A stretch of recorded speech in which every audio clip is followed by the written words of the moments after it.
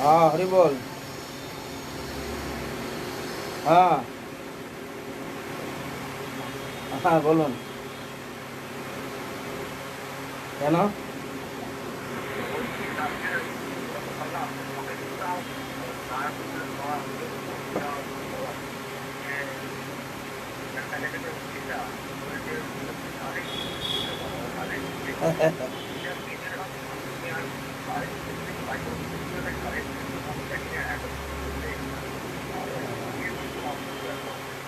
খেয়েছেন? বাহ বাহ,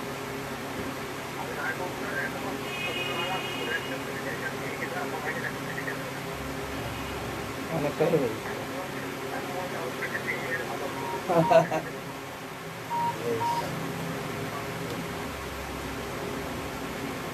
হ্যাঁ ঠিক আছে।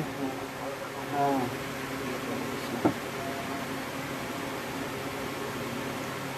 जय श्री श्री गुरु गौरांग कंधार विग्रिधारी श्री राधा गोविंद रत्नाथ भवन मंजूर की जय। जय ओम विष्णुपादष्टोत्तर श्री श्रीमद् भक्ति जीवनाचार्य स्वामी जी महाराज की जय। नित्य नीला प्रविष्टम विष्णुपाद भक्ति कमल स्वामी परम गुरु महाराज की जय। भक्ति सिद्धांत सरस्वती स्वामी ठाकुर प्रभुपाद की जय। आनंद वैष्णव बिंदु की जय। रूपानंद वर्ग की जय। समागत भक्त बिंदु की जय। श्री श्री गुरु गौर प्रमानंदे हरि हरि बोल। जय हरिदास ठाकुर की जय। हरिदास ठाकुरेर निर्जान की जय। समागत भक्त वृंद की जय। श्री श्री गुरु गौर प्रमानंदे हरि हरि।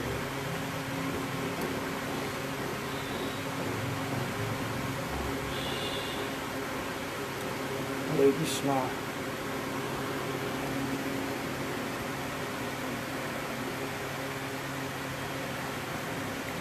जय। आज के हरिदास ठाकुरेर निर्जान तिथि। जय हरिदास ठाकुर তিনি যবনকুলে অবতীর্ণ হয়েছিলেন। যবনকুলে অবতীর্ণ হয়ে হরিনামের আচার্য হয়েছিলেন। হরিনাম মহাপ্রভু সমস্ত কুলেতে একজন কাকে অবতীর্ণ করিয়ে ব্রাহ্মণ থেকে আরম্ভ করে শূদ্র অন্তজ এবং কি যবনকুলেও আবির্ভূত করিয়ে মহাপ্রভু দেখিয়েছেন যে সবাই হরিনাম করার যোগ্য, সবারই অধিকার আছে। হরিদাস ঠাকুর তিনি যবনকুলেও অবতীর্ণ হয়ে তিনি হরিনাম করা সবাইকে দেখিয়েছেন। যিনি ছিলেন ব্রহ্মা তিনি এবার হরিদাস ঠাকুর হয়ে অবতীর্ণ হয়েছিলেন। এই কলিযুগে ভগবান যখন অবতীর্ণ হন, ভগবানের লীলা পুষ্টি সাধনের জন্য সমস্ত দেবতাগণ অবতীর্ণ হন। সেই জন্য ভগবান কৃষ্ণচন্দ্র যখন গৌরূপে অবতীর্ণ হয়েছেন, ব্রহ্মা শিব নারদ এরা সবাই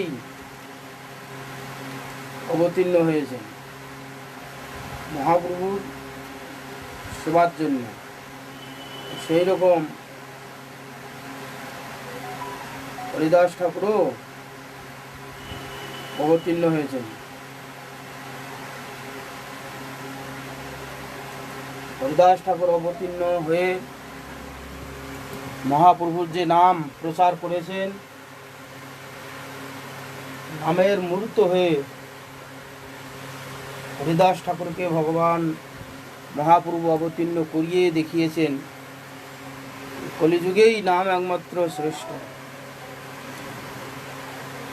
তো হরিদাস ঠাকুর জন্ম সম্বন্ধে ব্যাস অবতার শ্রী বৃন্দাবন দাস ঠাকুর মহাশয় কিছু লিখেছেন চৈতন্য ভাগবতে, সেইটুকু একটু করে শোনাচ্ছি। ব্রণ গ্রামেতে অবতীর্ণ হইল, ব্রণ গ্রামেতে অবতীর্ণ হরিদাস, সে ভাগ্য সে সব দেশে কীর্তন প্রকাশ। কতদিনে থাকিয়া আইলা গঙ্গা তীরে, আসিয়া রহিলা ফুলিয়া শান্তিপুরে। বুরন গ্রামেতে, বর্তমান বাংলাদেশ, বুরন গ্রামেতে অবতীর্ণ হয়েছিলেন। সে ভাগ্যের সব দেশে কীর্তন প্রকাশ হয়েছিল। বাংলাদেশে তৎকালীন সেরকম ছিল না, কেন পাণ্ডব বর্জিত বাংলাদেশ ছিল। কতদিনে থাকিয়া আইলা গঙ্গার তীরে, আসিয়া রইলা ফুলিয়া শান্তিপুরে। হরিদাস ঠাকুর সেখানে গঙ্গার তীরে এসে ফুলিয়াতে, শান্তিপুর ফুলিয়া, সেখানে এলেন। পাইয়া তাহার সঙ্গ আচার্য গোসাই, ওঙ্কার করেন আনন্দের অন্ত নাই।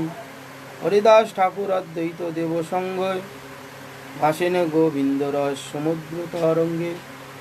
এইভাবে ওঙ্কার করে আনন্দের অন্ত নাই।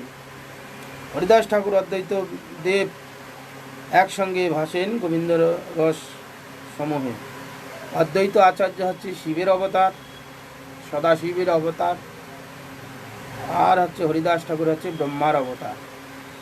সেই জন্যে শিব ব্রহ্মা এবং বিষ্ণু, কৃষ্ণই হচ্ছে মহাপ্রভু রূপে এসেছেন।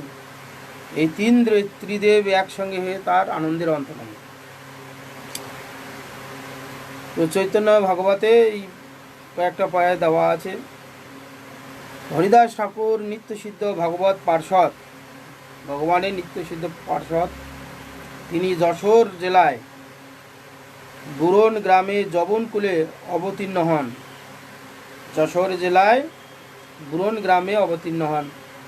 ভগবান বা তার পারিষদগণ যে কুলেই অবতীর্ণ হন তারা নিত্য পূজ্য। ভগবানের যে পার্ষদ পরিকর যে কুলেই অবতীর্ণ হোক না কেন, সবসময় পূজ্য। যেমন গরুর পক্ষী কুলে, হনুমান কপিকুলে, তেমনি হরিদাস যবন কুলে অবতীর্ণ হয়েছেন। এ উদাহরণ দিচ্ছে, যেখানে গরুর পক্ষীকুলে অবতীর্ণ হয়েও ভগবানের সেবা করেছেন, ভগবানের বাহন, সবার পূজ্য। ঠিক তদ্রূপ হনুমান বানরকুলে অবতীর্ণ হয়েও ভগবানের সেবা করেছেন, নিত্য পার্ষদ হয়েছেন, চিরপূজ্য। ঠিক তদ্রূপ হরিদাস যবনকুলে অবতীর্ণ হয়েছেন। হরিদাস জন্ম হোক, শ্রীকৃষ্ণের নামের প্রতি প্রগাঢ় শ্রদ্ধা ছিল হরিদাস ঠাকুরের। তিনি কিছুদিন পরে গঙ্গা তীরবর্তী ফুলিয়া এসে ভজন করতে লাগলেন। তার সঙ্গ পেয়ে শ্রী অদ্বৈত আচার্য অতিশয় সুখী হলেন। অদ্বৈত আচার্য গোবিন্দ প্রেমরসে দুইজন ভাসতে লাগলেন। ফুলিয়াবাসী ব্রাহ্মণগণ হরিদাসের নাম ভজন দেখে বড়ই সুখী হলেন। তার দর্শনের জন্য প্রতি দিন তার সঙ্গে আসতে লাগলেন। ক্রমে ক্রমে হরিদাসের মহিমা চতুর্দিক ছড়িয়ে পড়তে লাগল। এসব দেখে তথাকার শাসন কাজী হিংসা নলে জ্বলে উঠল এবং হরিদাসকে শায়েস্তা করার জন্য মুলুকের প্রতি যবন রাজের কাছে গিয়ে সব কিছু জানালেন। চৈতন্য ভাগবত আদিতে বলা আছে, যবন হইয়া করে হিন্দুর আচার, ভালো মতে তারে আনি করহ বিচার। পাপীমতির বচন শুনি সেহ পাপেমতি, ধরি আনা ইল তারে অতি শীঘ্র গতি। এইভাবে যবন হইয়া হিন্দুর আচার করে, ভালো মতে একে বিচার দেওয়া হোক, শাস্তি দেওয়া হোক। এই পাপীমতির বচন শুনে সেই পাপেই বাড়তে লাগলো এদের। কাজী বললেন, হরিদাস যবন হয়ে হিন্দু আচার করেছে, অতএব তাকে কঠোর শাস্তি দেওয়ার দরকার। পাপীর বচন পাপমতি যে যবনরাজ তৎক্ষণাৎ হরিদাসকে ধরে তথায় আনলেন। যবনরাজ হরিদাসকে বললেন, তুমি হরিনাম ত্যাগ করো, কলমা উচ্চারণ করো। হরিদাস ঠাকুর বললেন, ঈশ্বর এক, নামমাত্র ভেদ। হিন্দু শাস্ত্রে পুরাণ ও মুসলমানদের শাস্ত্র কোরআন, সেই প্রভু যারে যেমন মতি দেন তিনি তেমনই কর্ম করেন। এ থেকে আমাদের যে ঈশ্বর যেহানে লওয়াইয়াছেন চিত্তে করি সেই তেনে, অতএব সেই পরমেশ্বর আমাকে যেমন করাচ্ছেন আমি তেমনই করছি। এইভাবে হরিদাস ঠাকুর যবনরাজকে বললেন। কেহ হিন্দু হয়ে যবন হয়, কেহ আবার যবন হয়ে ঈশ্বর ভজন করে। হে রাজ মহারাজ, তুমি এখন বিচার করো। হরিদাস ঠাকুরের এই কথা শুনে কাজী বলতে লাগলেন, একে উচিত শাস্তি দেওয়ার দরকার, নতুবা সমস্ত যবন জাতি হিন্দু হয়ে যাবে। কাজীর কথা শুনে মূলকপতি হরিদাস ঠাকুরকে বলতে লাগলেন, ভাই তুমি নিজ ধর্ম কথা বলো, তাহলে তোমার কোনো চিন্তা নাই, অন্যথা তোমাকে শাস্তি প্রদান করা হবে। তদুত্তরে হরিদাস ঠাকুর বললেন, খণ্ড খণ্ড হই দেহ যায় যদি প্রাণ, তবু আমি বদনে না ছাড়িব হরি নাম। চৈতন্য ভাগবতে আদি খণ্ডে আছে, 6ষ্ঠ অধ্যায় 94 পয়ারে। হরিদাস ঠাকুরের এই দৃঢ় বাক্য শুনে কাজী বলতে লাগলেন, একে 22 বাজারে পিটিয়ে পিটিয়ে মারতে হবে। 22 বাজারে মারলেও যদি না মরে তবে বুঝবো জ্ঞানীরা সত্য কথা বলে। দুষ্ট কাজীর পরামর্শে পাপমতি মূলকপতি হরিদাস ঠাকুরকে 22 বাজারে মারতে আদেশ দিলেন। অমনি যবনগণ হরিদাস ঠাকুরের ধরে নিয়ে বাজারে বাজারে মারতে লাগলো। কৃষ্ণ কৃষ্ণ স্মরণ করেন হরিদাস, নামানন্দে দেহ সুখ না হয় প্রকাশ। চৈতন্য ভাগবত আদিখণ্ডের 16 অধ্যায় 102 পয়ারে আছে। প্রহ্লাদ মহারাজকে বধ করার জন্য অসুরগণ অনেক চেষ্টা করেও যেমন অকৃতকার্য হয়েছিলেন, ঠিক এইরূপ যবনগণও হরিদাস ঠাকুরকে মারার অনেক চেষ্টা করেও কিছু করতে পারলেন না। যেমন প্রহ্লাদ মহারাজকে অনেক চেষ্টা করেছেন মারার জন্য, সব চেষ্টা ব্যর্থ হয়েছে, ঠিক তদ্রূপ হরিদাস ঠাকুরের বেলাও সেটা হচ্ছে। হরিদাস ঠাকুর নামানন্দে ডুবে আছেন। অতঃপর যবনগণ বুঝতে পারল হরিদাস ঠাকুর সাধারণ ব্যক্তি নয়। তখন অনুনয় করে বলতে লাগলেন, হরিদাস, আমরা বুঝতে পেরেছি তুমি যথার্থ সাধু পুরুষ, তোমাকে কেহ কিছু করতে পারবে না, কিন্তু মূলকপতি একথা বুঝবে না, সে আমাদের প্রাণ নেবে, প্রাণে নাশ করবে। হরিদাস ঠাকুর বললেন, যবনগণের কথা শুনে তখনই হেনস্থ হলেন। তখন যবনগণ হরিদাসকে কাঁধে নিয়ে মূলকপতির কাছে এলো। মূলকপতি মনে করছেন হরিদাস মরে গেছেন, তাই তিনি হরিদাসকে গঙ্গায় ফেলে দিতে বললেন। যবনগণ হরিদাসকে গঙ্গায় ফেলে দিল। হরিদাস ঠাকুর ভাসতে ভাসতে কোনো ফুলিয়া ঘাটে এলেন এবং ততে উঠতে উচ্চস্বরে হরিনাম করতে লাগলেন। হরিদাসের মহিমা দেখে মূলকপতি যবন মনে ভয় হলো। যবনগণের সঙ্গে তিনি তথায় এলেন এবং তার অপরাধের জন্য হরিদাস ঠাকুরের কাছে ক্ষমা প্রার্থনা করতে লাগলেন। পীর জ্ঞান করি সব কইল নমস্কার, সকল যবনগণ পাইল নিস্তার। ভাগবতে আছে, চৈতন্য ভাগবতে। হরিদাস ঠাকুর যবনগণকে কৃপা করে ফুলিয়ানগর এলেন এবার ভক্তগণের আনন্দের সীমা রইল না।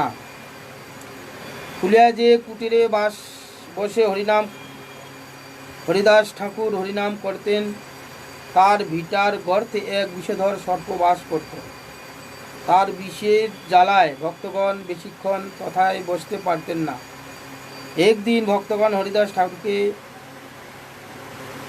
নাগের কথা বললেন। হরিদাস ঠাকুর ভক্তগণের দুঃখ দেখে নাগের আহ্বান করে বললেন, সত্য যদি হইতে থাকেন মহাশয়, সত্য যদি ইহাতে থাকেন মহাশয়, দেহ যদি কালী না সারো এই আলয়, তবে আমি কালী সারি যাইম সর্বথা। নাগরাজ হরিদাস ঠাকুরের এই আদেশ শুনে তৎক্ষণাৎ গর্ত থেকে বের হয়ে তাকে নমস্কার করে অন্যত্র চলে গেলেন। তদ্দর্শনে ভক্তগণ অত্যন্ত বিস্মিত হলেন।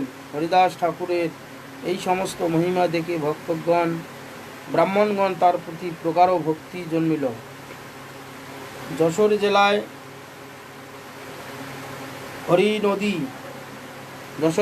হরি নদী নামে একটি গ্রামে হরিদাস ঠাকুর শুভ বিজয় করলেন। গ্রামটিতে ব্রাহ্মণের বসবাস বেশি। একদিন এক পাণ্ডিত্য অভিমানী পাষণ্ডী ব্রাহ্মণ সবার মধ্যে হরিদাস ঠাকুরকে ডেকে বলতে লাগলেন, হে হরিদাস, তুমি উচ্চস্বরে করো কেন? হরিনাম উচ্চস্বরে করো কেন? শাস্ত্রে তো মনে মনে করতে বলা হয়েছে। হরিদাস ঠাকুর তদুত্তরে বললেন, পশুপক্ষী কীট যদি বলিতে না পারে, শুনিলেই হরিনাম তারা সব তরে। জপিলে কৃষ্ণ নাম আপনি শীতরে, উচ্চ সংকীর্তনে পর উপকার করে। অতএব উচ্চ করি সংকীর্তন করিলে শতগুণ ফল হয়, সর্বশাস্ত্রে বলে। হরিদাস ঠাকুরকে বললেন, যখন উচ্চস্বরে হরিনাম করছে কেন? শাস্ত্রে তো ধীরে ধীরে করার কথা বলা আছে। তো তদুত্তরে হরিদাস ঠাকুর বললেন, পশুপক্ষীগণ তো হরিনাম করতে পারে না, এই উচ্চস্বরে হরিনাম করলে, হরিনামের শব্দ তাদের অঙ্গে স্পর্শ হলে তারাও সেই কৃষ্ণ নাম শুনে, হরিনাম শুনে তারাও উদ্ধার হবে। হরিদাস ঠাকুরের এই রূপ বাস্তব সিদ্ধান্ত শ্রবণ করে সেই পাপমতী ব্রাহ্মণ অসহিষ্ণু হয়ে বলতে লাগলেন, কলিতে শূদ্রগণ বেদ পাঠ করবে, এখন তো তাই দেখছি। হরিদাস দর্শনকর্তা হলো। হরিদাস ঠাকুর এই সমস্ত কথা শ্রবণ করে নীরবে সভা ত্যাগ করলেন। কয়েকদিন পরে সেই দুষ্ট ব্রাহ্মণটি কলিত কুষ্ঠ হল। বৈষ্ণব অপরাধের ফল হাতে পেল। কলিযুগে রাক্ষস সকল বিপ্র ঘরে জন্মিবে সুজনের হিংসা করিবারে। চৈতন্য ভাগবতে আদিখণ্ডে 16 অধ্যায় 300 এই কথা বলা আছে যে কলিযুগে রাক্ষস সকল বিপ্র ঘরে জন্মিবে সুজনের হিংসা করিবারে। হরিদাস ঠাকুর বৈষ্ণব দর্শন ইচ্ছা করে নবদ্বীপে এলেন। তাকে দেখে বৈষ্ণবগণ আনন্দে আপ্লুত হলেন। শ্রী অদ্বৈত আচার্য হরিদাসকে প্রাণের সমান ভালোবাসতেন। কোনো সময় আচার্য পিতৃশ্রাদ্ধ বাসরে সর্বাগ্রে বৈষ্ণব হরিদাসকে ভোজন করান। হরিদাস ঠাকুর যশোর জেলায় অন্তর্গত বেনাপুল গ্রামে অবস্থান করতেন। তিনি দিবারাত্র 3 লক্ষ হরিনাম গ্রহণ করতেন। সেই জায়গায় অধ্যক্ষ ছিল রামচন্দ্র খান বড় পাষণ্ড প্রকৃতির লোক ছিল। হরিদাস ঠাকুরের প্রতিষ্ঠা কথা শুনে মাৎসর্যের তার চিত্ত জ্বলতে লাগলো। কি করে হরিদাসের মহিমা হ্রাস করা যায়, কি চিন্তা করতে লাগলেন। খানের অনেকগুলি বেশ্যা ছিল। খান চিন্তা করলো কোনো বেশ্যাকে হরিদাসের কাছে পাঠাইয়ে তার পতন ঘটাতে হবে। পরমা সুন্দরী এক বেশ্যাকে নিযুক্ত করা হলো। এক রাত্রে বেশ্যাটি হরিদাসের ঠাকুরের কুটিরে এলো ও তুলসী এবং হরিদাসকে নমস্কার করে সামনে বসে বলতে লাগলেন, ঠাকুর তুমি পরম সুন্দর প্রমর প্রথম যৌবন, তোমা দেখি কোনো নারী ধরিতে না পারে মন, তোমার সঙ্গম লাগি লুপ্ত মোর মন, তোমা না পাইলে মোর না যায় ও ধারণ, প্রাণ না যায় ও ধারণ। চৈতন্য ভাগবতের অন্তখণ্ডে 3 অধ্যায় 111 পয়ারে আছে। ঠাকুর তোমার সুন্দর যৌবন দেখে কোন নারী ধৈর্য ধারণ ধরতে পারে? তোমার সঙ্গ কামনা করে আমি এসেছি, একবার সঙ্গ দাও, নতুবা আমি প্রাণ ধারণ করতে পারবো না। হরিদাস কহে, তোমা করিম অঙ্গীকার, সংখ্যা নাম সংকীর্তন যাবৎ না সমাপ্ত আমার, তাবৎ তুমি বসি শুনো নাম সংকীর্তন, নাম সমাপ্ত হইলে করিম যে তোমারও মন। চৈতন্য চৈতামৃত অন্তখণ্ডেই আছে। হরিদাস ঠাকুর সর্বজ্ঞ ছিলেন, সব কিছু জানতেন পারলেন। তিনি মহাভাগবত ইহা যে কৃষ্ণের পরীক্ষা তা বুঝতে তার বাকি রইল না। তিনি বেশ্যাকে সুমধুর বাতে বললেন, তোমার বাসনা পূর্ণ আমি পূর্ণ করব, আমার সংখ্যা নাম পূর্ণ হতে দাও, ততক্ষণ তুমি বসে নাম সংকীর্তন শ্রবণ করো। হরিদাস ঠাকুর বেশ্যাকে পাপী জ্ঞানে অনাদর করিলেন না। কৃষ্ণের প্রেরণায় সে এসেছে, এই জ্ঞানে তিনি তাকে সমাদর করলেন। ভক্তগণ কখনো কোনো জীবকে অনাদর করেন না। কৃষ্ণ অধিষ্ঠান সর্বজীবের জানি সদা, করিব সম্মান সবে আদরে সর্বদা। গীতা বলিতে ভক্তিবিনোদ ঠাকুর এই কীর্তনেতে বলেছেন। শ্রী হরিদাস ঠাকুর কথা অনুযায়ী বেশ্যা বসে বসে নাম কীর্তন শুনতে লাগলো। কিন্তু কীর্তনে রাত শেষ হলো, ভোর হয়েছে দেখে বেশ্যা ঘরে চলে এলেন। রামচন্দ্র খানকে সব কথা বললেন। পরের দিন রাত্রে বেশ্যা হরিদাসের কুটিরে এসে তাকে নমস্কার করে বসলেন। তখন হরিদাস ঠাকুর বলতে লাগলেন, কালী দুঃখ পাইলা অপরাধ না লইবা মোর, অবশ্য করিমু আমি তোমার অঙ্গীকার, তাবৎ ইহা বসি শুনো নাম সংকীর্তন, নাম পূর্ণ হইলে পূর্ণ হবে তোমার মন। তো কাল তুমি দুঃখ পেয়েছো, তার জন্য আমার কোনো অপরাধ নিও না, আমি তোমার সঙ্গ অবশ্যই করব, যে পর্যন্ত আমার নাম সংখ্যা পূর্ণ না হয় সে পর্যন্ত বসে বসে নাম সংকীর্তন শ্রবণ করো। বেশ্যা নাম সংকীর্তন শুনতে শুনতে হৃদয়ে এক পরম আনন্দ অনুভব করতে লাগলো। রাত্র শেষ হলো, কিন্তু হরিদাসের নাম শেষ হলো না। ঠাকুর বললেন, আমি মাসে কোটি নাম গ্রহণ করতে ব্রত করেছি, ব্রত শেষ হয়ে এলো ভেবেছিলাম, কিন্তু সমস্ত রাত্রি জপের পূর্ণ করতে পারলাম না, মনে হয় কাল সমাপ্ত হবে, তখন তোমার ইচ্ছা পূর্ণ হবে। বেশ্যা গৃহে ফিরে এলো। পুনঃ সন্ধ্যাকালে এসে হরিদাস ঠাকুরের কুটিরে এসে বসল এবং নাম সংকীর্তন শুনতে লাগলেন। হরিদাস ঠাকুরের শ্রীমুখে হরিনাম শুনতে শুনতে বেশ্যার মন শুদ্ধ হলো। সেও মাঝে মাঝে হরিবোল হরিবোল বলতে লাগলো। বেশ্যা মনে মনে চিন্তা করতে লাগলো, আমি কি মহাপাপ করবার জন্য এখানে এসেছি? এই মহাভাগবত সাধুর চরণে আমি মহা অপরাধ করতে বসেছি। এই অপরাধ ফলে কত কাল যে আমাকে ঘোরতর নরকে বাস করতে হবে জানি না। রাত্রি প্রায় তৃতীয় প্রহর। বেশ্যা অতি নির্বেদ যুক্ত হয়ে সজল নয়নে হরিদাস ঠাকুরের চরণে দণ্ডবোধ হয়ে পড়ল এবং বহু অনুনয় বিনয় করতে লাগলো। হরিদাস ঠাকুর বলতে লাগলেন, তুমি গাত্রোত্থান করো, শ্রীহরি তোমাকে কৃপা করবেন। বেশ্যা গাত্রোত্থান করল। সজল নয়নে রামচন্দ্র খানের কথা বললেন। ঠাকুর কহে, খানের কথা সব জানি, আমি জানি, অজ্ঞমূর্খ সেই তারে দুঃখ নাহি মানি, চৈতন্য চরিতামৃতা আছে। আমি রামচন্দ্র খানের কথা সব জানি।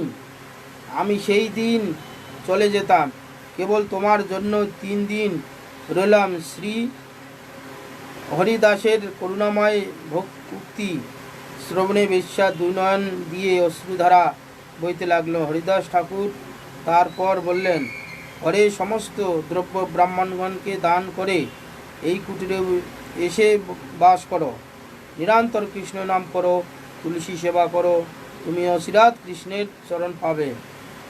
হরিদাস ঠাকুরের কথা মতো বেশ্যা নিজ গৃহে জিনিসপত্র সব ব্রাহ্মণগণকে দান করলেন। মাথা মুন্ডন করে 1 বৎসরে সেই কুটিরে এসে বসে হরিনাম এবং তুলসী সেবা করতে লাগলেন। তুলসী সেবন করে চর্বণ উপবাস, ইন্দ্রিয় দমন কইল প্রেমেরও প্রকাশ। হরিদাস ঠাকুর বেশ্যাকে কৃপা করে অন্যত্র চলে গেলেন। বেশ্যার পরম শুদ্ধ চরিত্র দেখে সকল চমৎকৃত হলেন এবং হরিদাস ঠাকুরের মহিমা গান করতে লাগলেন। প্রসিদ্ধ বৈষ্ণবী হইল পরম মহান্তি, বড় বড় বৈষ্ণবগণ তারে দর্শনেতে জানতি। প্রসিদ্ধ বৈষ্ণবী হইল পরম মহান্তি, প্রসিদ্ধ বৈষ্ণবী হলেন পরম মহান্তি হলেন, বড় বড় বৈষ্ণবগণ তাকে দর্শন করার জন্য যেতেন। চৈতন্য চরিতামৃত অন্তখণ্ডে 303 অধ্যায় 141 পায়ারে আছে। হরিদাস ঠাকুর যেন পরশমণির ন্যায় মহাপাপীকে সমস্ত উদ্ধার করে পরম বৈষ্ণব করেন। শ্রী হরিদাস ঠাকুর এক সময় সপ্তগ্রাম চাঁদপুরে এসে হিরণ্য ও গোবর্ধন মজুমদারের পুরোহিত শ্রী বলরাম আচার্যের নিকট রইলেন। মজুমদারদের পুত্র শ্রী রঘুনাথ দাস এই সময় শ্রী বলরাম আচার্যের গৃহে রোজ অধ্যয়ন করার জন্য আসতেন এবং হরিদাস ঠাকুরের দর্শন পেতেন ও তার মুখে হরিকথা শুনতেন। হরিদাস ঠাকুরের মাঝে মাঝে মজুমদারের আমন্ত্রণে তাদের সভাগৃহে আসতেন এবং হরিদাস হরিকথা বলতেন। কোনো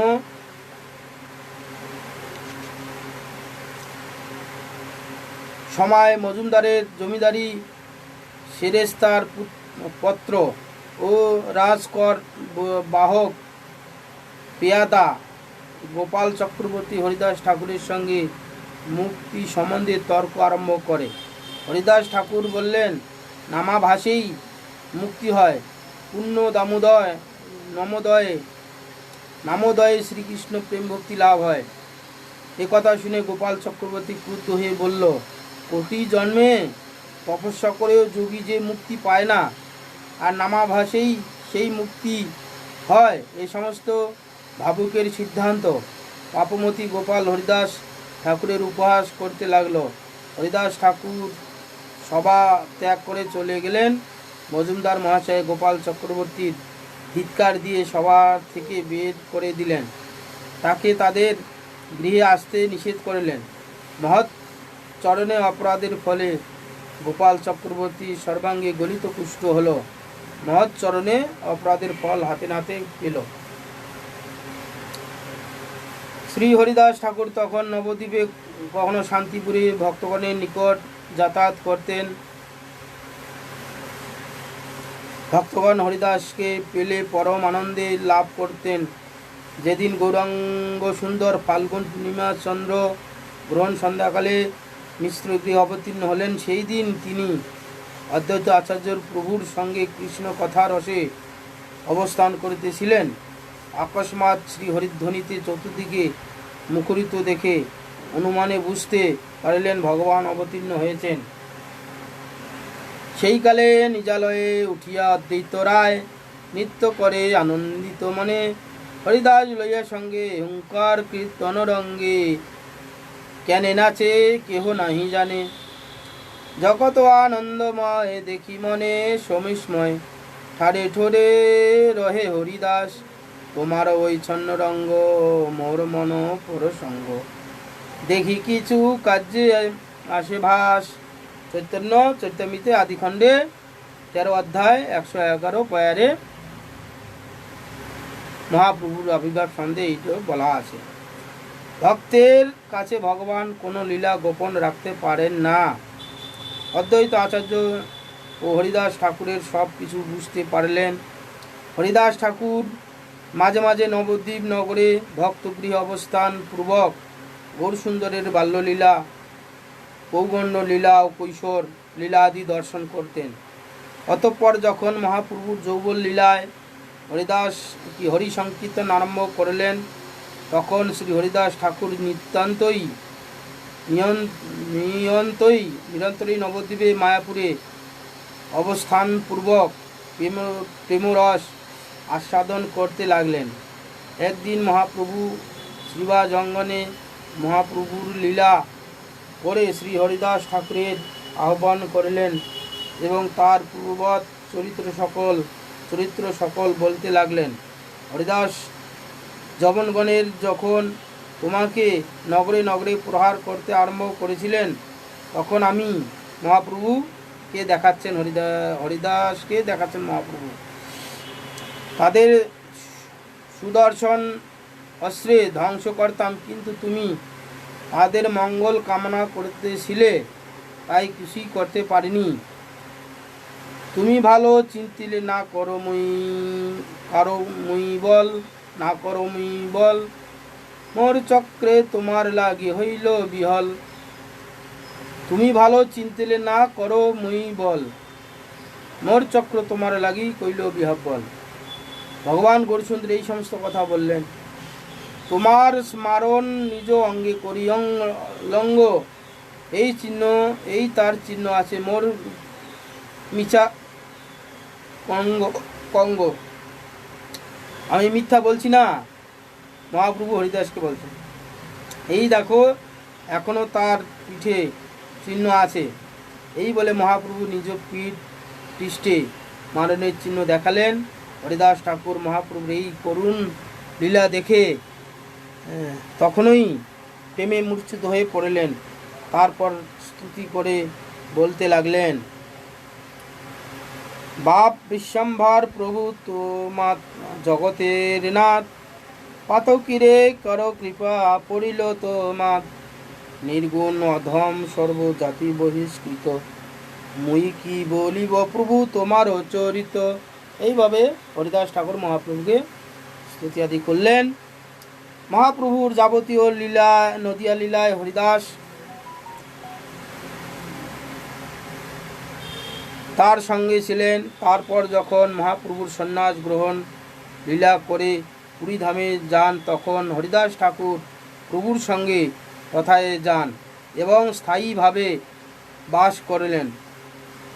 মহাপ্রভুর প্রতিদিন জগন্নাথ দেবের মঙ্গলারত্রিক দর্শন করার পরে হরিদাসের সন্নিধানে আসতেন এবং তাকে জগন্নাথের শীতল ভোগ প্রসাদ প্রদান করতেন। হরিদাস ঠাকুরকে মহাপ্রভুর নামাচার্য আখ্যা দেন। বৃন্দাবন ধাম হতে শ্রীরূপ সনাতনপুরীতে এলে তারা হরিদাসের সঙ্গ থাকতেন। হরিদাস দূর হতে শ্রী জগন্নাথ দেবের মন্দিরে চূড়া দর্শন করে প্রণাম করতেন। মর্যাদা লঙ্ঘন করে মন্দিরের সান্নিধ্যে যেতেন না। মহামায়া দেবী হরিদাসের কাছে থেকে হরিনাম মন্ত্র গ্রহণ করেছিলেন। হরিদাস ঠাকুর অতি বৃদ্ধ হলেও 3 লক্ষ হরিনাম নিয়মিত প্রতিদিন করতেন। অতঃপরে হরিদাস ঠাকুরের অন্তিম সময় এসেছে জানতে পেরে গৌরসুন্দর সপার্ষদ তার সন্নিধানে উপস্থিত হলেন এবং ভক্তগণ সঙ্গে হরিনাম সংকীর্তন নৃত্য করতে লাগলেন। হরিদাস ঠাকুর ভক্তগণকে বন্দনা করে মহাপ্রভুকে সামনে বসালেন। হরিদাস নিজগ্রে প্রভুর বসাইল, নিজ নেত্র 2 ভৃঙ্গে মুখপদ্ম দিল। শ্রীকৃষ্ণ চৈতন্য প্রভু বলেন বারবার, প্রভুর মুখ মাধুরী প্রিয়ে নেত্র জলধার।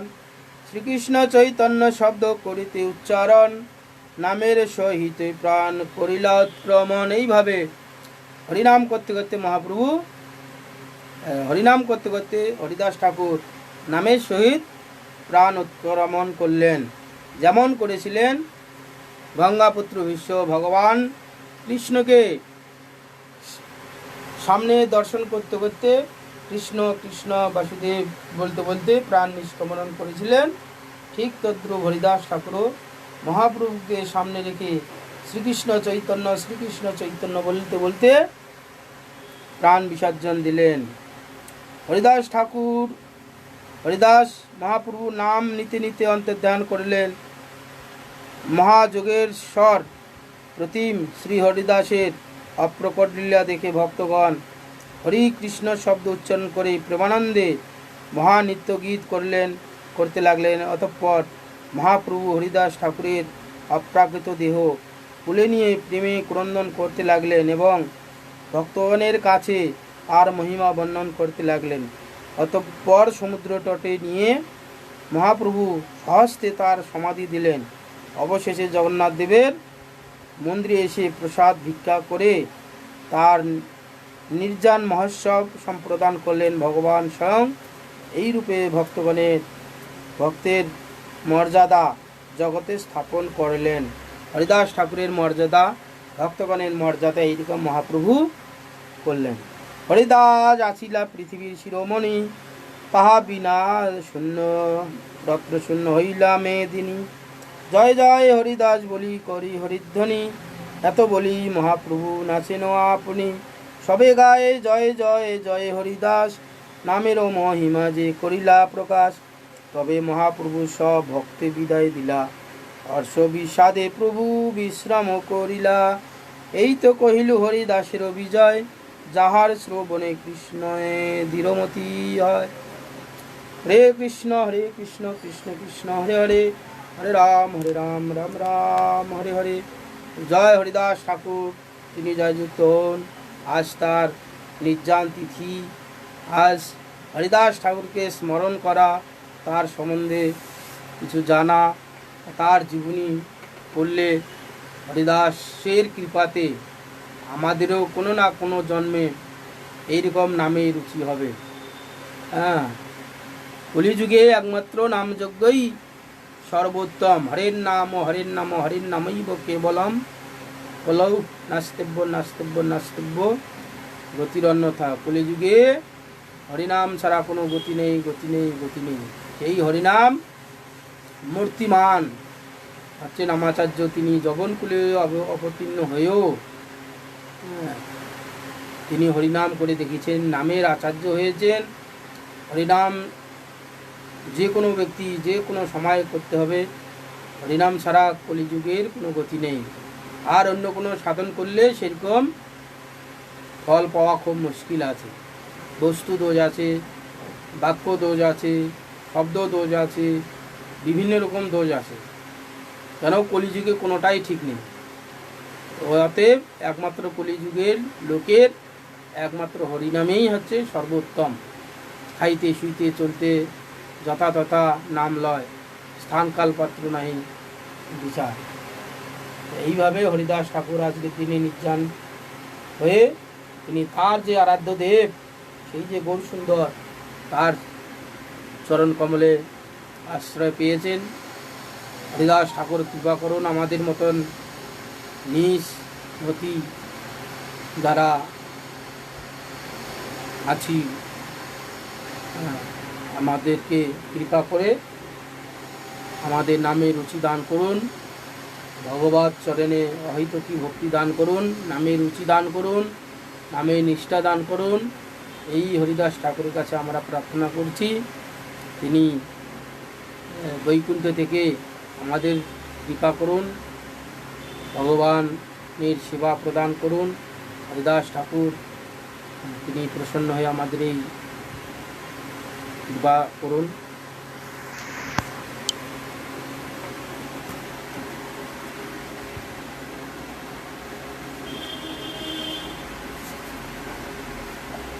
হরে কৃষ্ণ কৃষ্ণ কৃষ্ণ কৃষ্ণ ঠাকুর বৈষ্ণব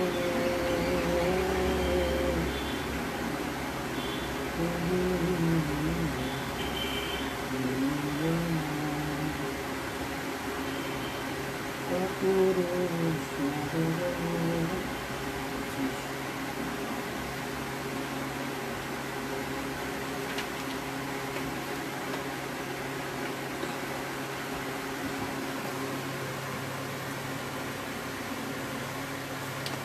তো একটা বৈষ্ণব বন্দনা হরিদাস ঠাকুর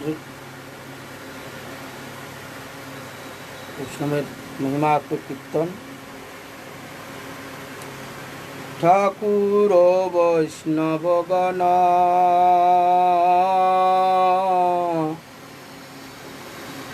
করিয়ে নিবেদন,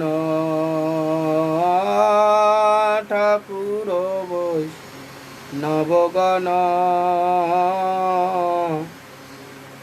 করিয়ে নিবেদন, মোবরয়াধম দুরাচার, মোবরয়াধম দুরাচার, দারুণ সংসার নিধি তাহে ডুবা দিল বিধি, দারুণ সংসার নিধি তাহে ডুবাইল বিধি, কেশে ধরি মরে করো পার, কেশে ধরি মোরে করো পার, বিধি বড় বলবান না শুনে ধর্ম জ্ঞান, বিধি বড় বলবান না শুনে ধর্ম জ্ঞান, সদায় পক রম পাশে বান্ধে, সদায় করম পাশে বান্ধে, না দেখি তার নলে যত দেখি সবই ক্লেশ, না দেখি তার নলে যত দেখি সবই ক্লেশ, অনাথ কাতরে তেহি কান্দে, অনাথ কাতরে চাল কুমড়া এই কান্দে, কাম ক্রোধ লোভ মোহ মদ অভিমান সহ, কাম ক্রোধ লোভ মোহ মদ অভিমান সহ, আপন আপন স্থানে টানে, আপন আপন স্থানে টানে, যেন আমার মন ফিরে যেন অন্ধজন, যেন আমার মন ফিরে যেন অন্ধজন, সুপথ বিপথ নাই জানে, সুপথ বিপথ নাই জানে, না লইন সৎ মত অসতে মজিল চিত্ত, আমি না লইন সৎ মত অসতে মজিল চিত্ত, তুয়া পয়ে না করিনু আশ, তুয়া পায়ে না করিনু আশ, নরোত্তম দাসে কয় দেখে শুনে লাগে ভয়, এই অধম দাসে কয় দেখে শুনে লাগে ভয়, তোরা এ আলহ নিজ পাশ, তোরা এ আলহ নিজ পাশ, দয়াল বৈষ্ণব ঠাকুর, দয়াল বৈষ্ণব ঠাকুর। বৈষ্ণব ঠাকুর দয়াল বৈষ্ণব ঠাকুর দয়াল বৈষ্ণব ঠাকুর দয়াল বৈষ্ণব ঠাকুর বৈষ্ণব ঠাকুর দয়াল বৈষ্ণব ঠাকুর তাই গৌর হরি বল হরি বল হরি বল হরি বল নিতাই গৌর হরি বল হরি বল হরি বল হরি বল। জয় জয় হরিদাস ঠাকুর কি জয়, হরিদাস ঠাকুর নামাচার্য হরিদাস ঠাকুর কি জয়, জয় হরিদাস ঠাকুরের নির্যান তিথি বরা কি জয়, জয় হরিদাস ঠাকুরের জয় যুক্ত হোম। হরে কৃষ্ণ কৃষ্ণ কৃষ্ণ হরে হরে, হরে রাম রাম রাম হরে হরে, হরে কৃষ্ণ কৃষ্ণ কৃষ্ণ হরে হরে, হরে রাম রাম রাম হরে হরে, হরে কৃষ্ণ কৃষ্ণ কৃষ্ণ হরে হরে, হরে রাম রাম রাম হরে হরে, হরে কৃষ্ণ কৃষ্ণ কৃষ্ণ হরে হরে, হরে রাম রাম রাম হরে হরে, হরে কৃষ্ণ কৃষ্ণ কৃষ্ণ হরে হরে, হরে রাম রাম রাম হরে হরে। হরি বল হরি বল। জয় জগন্নাথ জয় জগন্নাথ